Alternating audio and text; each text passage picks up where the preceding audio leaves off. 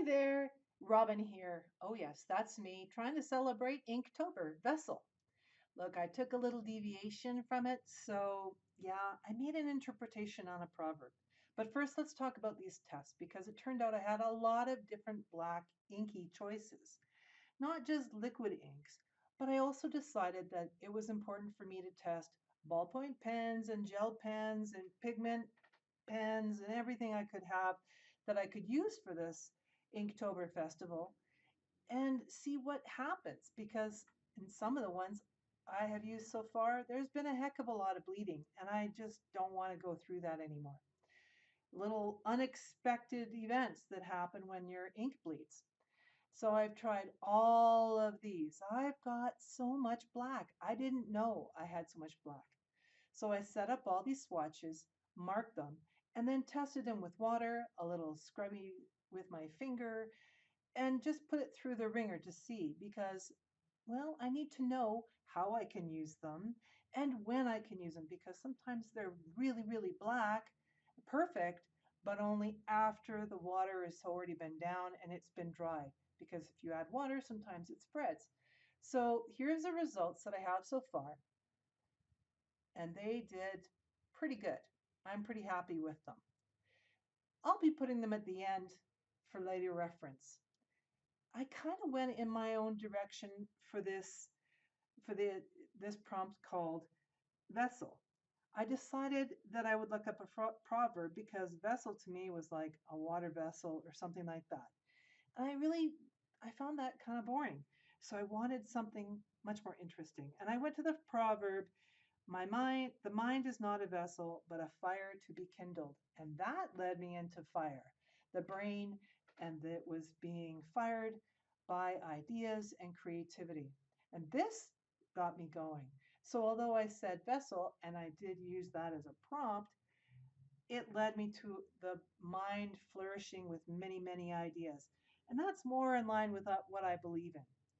So, yeah, I, I did, as I'd done before, I've taken from vellum and transferred that drawing into and onto the watercolor paper that I mounted onto cardboard. And then I added, after it was dried, I added the other ink, the rotary ink that I have, and it's opaque ink.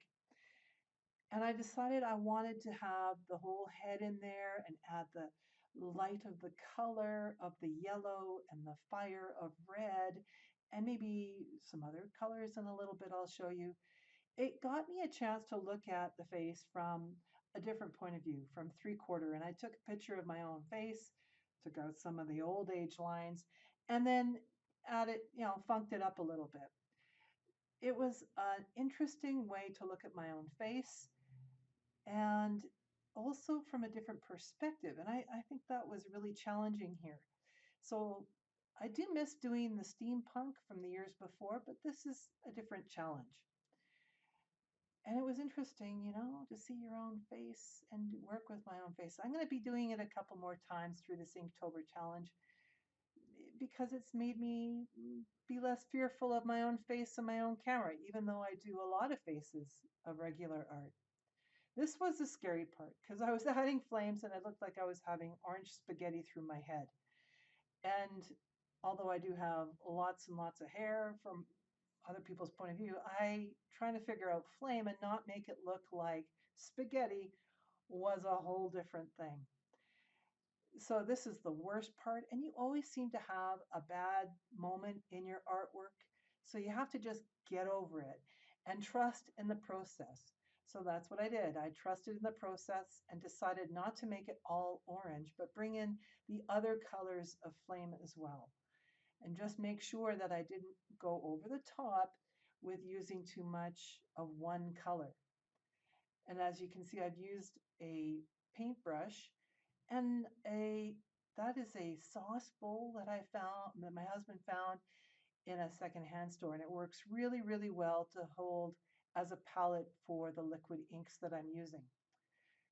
And again, you're scary. It's still trying to figure out how the flame looks because I'm trying to catch a gas. I'm trying to do that as opposed to something tangible.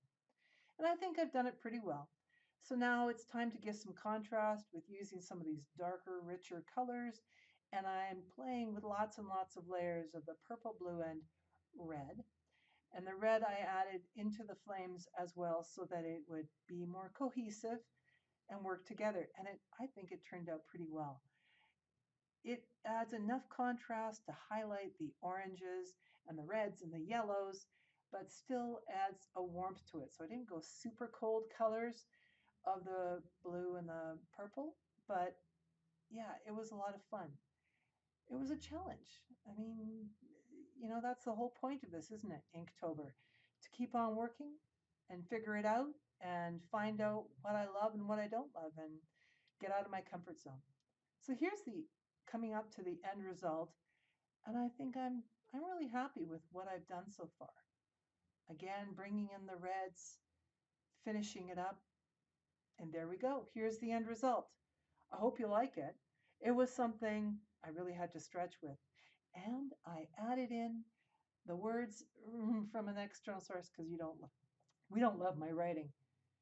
And here's a little example of the sample of inks. And hopefully we'll talk to you soon because I'm keep on going with Inktober.